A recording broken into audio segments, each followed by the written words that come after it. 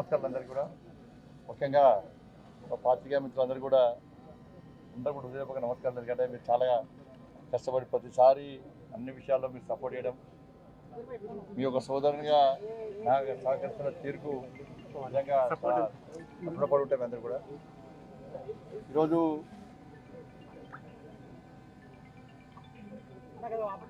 కేంద్ర హోంశాఖ సహాయ మంత్రిగా బాధ్యత చేపట్టిన తర్వాత మొట్టమొదటిసారిగా కరీంనగర్ పార్లమెంటు నియోజకవర్గంలో అడుగుపెట్టడం జరిగింది.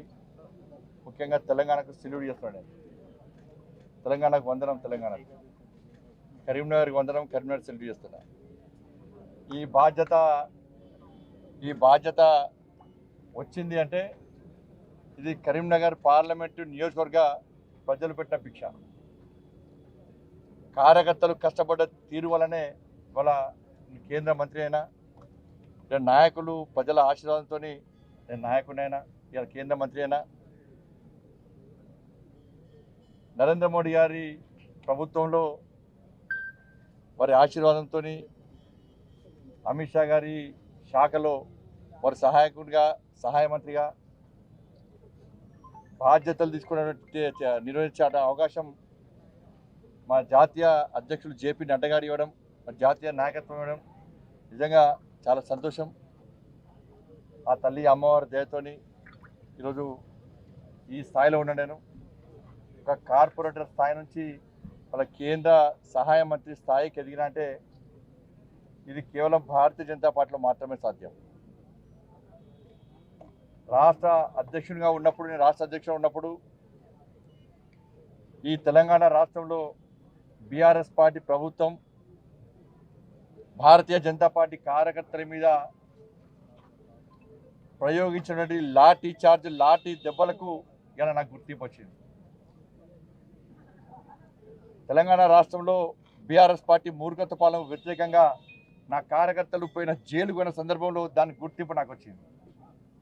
నా కార్యకర్తల మీద రౌడీ షీట్స్, కమ్యూనల్ షీట్లు, గృహ నిర్బంధాలు చేసిన సందర్భంలో కార్యకర్తల వల్ల నాకు ఇలా గుర్తింపు వచ్చింది. వాళ్ళ అనేక మంది నాయకులు కార్యకర్తలు ఇలా ప్రజా సంగ్రామ యాత్ర చేపడుతుంటే దాదాపు 150 రోజుల పాటు వాళ్ళ కుటుంబాలకు దూరమై వాళ్ళ సొంత పనులు పక్కబెట్టి మోడీ గారి యొక్క ఆశీర్వాదంతో మా జేపీ నడ్డా గారి యొక్క ఆదేశం మేరకు మేము తెలంగాణ రాష్ట్రంలో నిర్వహించిన ప్రజా సంగ్రామ యాత్రలో నా అడుగులో అడిగేసి వాళ్ళ నాకు చేదోడుగు వాదోడుగున్నటువంటి ప్రజా సంగ్రామ యాత్రలో పాల్గొన్నటువంటి కార్యకర్తల యొక్క కష్టమే వాటి వల్లనే నాకు ఈరోజు ఈ బాధ్యత గుర్తింపు వచ్చింది.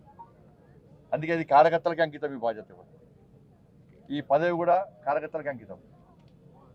ఆ రోజు కార్యకర్తలు అంత అగ్రెసివ్గా కొట్టాడుకుంటే, కార్యకర్తలు జైలుకు పోకుంటే, కార్యకర్తలు లాఠీ దెబ్బలు తినకుంటే, కార్యకర్తలు రౌడీ షీట్లు భరించకుంటే ఈరోజు వాస్తవానికి గుర్తింపు నాకు వచ్చేది కాదు. కాబట్టి కార్యకర్తల యొక్క కష్టార్జితం వల్లనే ఈరోజు నాకు ఈ గుర్తింపు వచ్చింది. కాబట్టి ఈ బాధ్యతను ఏదో పదవులు అనుభవించడానికో, డబ్బులు సంపాదించుకోవడానికో, అక్రమంగా సంపాదించుకోవడానికో కాదు, దేశ రక్షణ కోసం, ధర్మ రక్షణ కోసం, సమాజ సంఘటితం కోసం ఏ తెలంగాణ రాష్ట్ర ఏర్పాటు సమయంలో అసూలు బాటువంటి ఆ అమరవీరుల త్యాగాలను స్మరించుకుంటూ, ఆ ఉద్యమకారుల స్ఫూర్తిగా తీసుకుంటూ తెలంగాణ రాష్ట్రానికి నిధులు తీసుకురావడం, నన్ను కష్టపడి అంత భారీ మెజార్టీతో గెలిపించడం, ఈ కరీంనగర్ నియోజకవర్గ ప్రజల యొక్క విశ్వాసాన్ని వమ్మియకుండా రాజకీయాలకు అతీతంగా కరీంనగర్ పార్లమెంటు నియోజకవర్గానికి నిధులు తీసుకురావడానికే, ఈ కరీంనగర్ పార్లమెంట్ నియోజకవర్గాన్ని అభివృద్ధి చేయడానికే ఈ కేంద్ర మంత్రి బాధ్యతను వినియోగిస్తా తప్ప వేరే రకంగా దీన్ని దుర్వినియోగం చేసే ప్రసక్తే లేదు.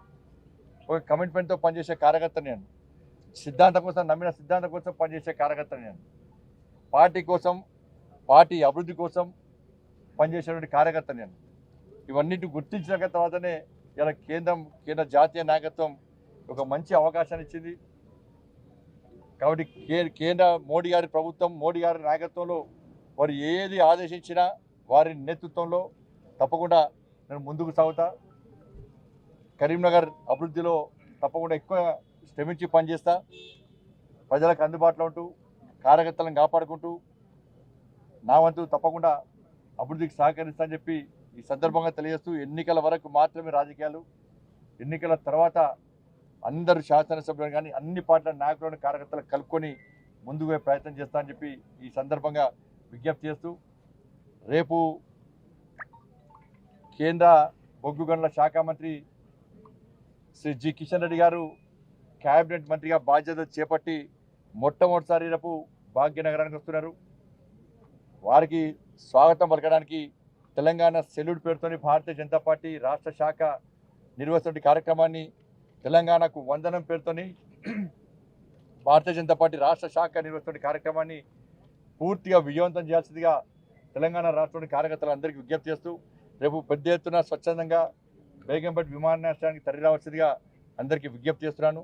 ఇంత మంచి అవకాశం కల్పించినటువంటి కరీంనగర్ నియోజకవర్గంలోని ఓటర్ మహాశయులకు, మా కార్యకర్తలకు, నాయకులకు, రాష్ట్ర నాయకత్వానికి, జాతీయ నాయకత్వానికి శిరస్సు వంచి హృదయపూర్వక వినమ్రపూర్వక ధన్యవాదాలు తెలియజేస్తూ ముగిస్తాను. భారత్ మాతాకి జై. జై శ్రీరామ్.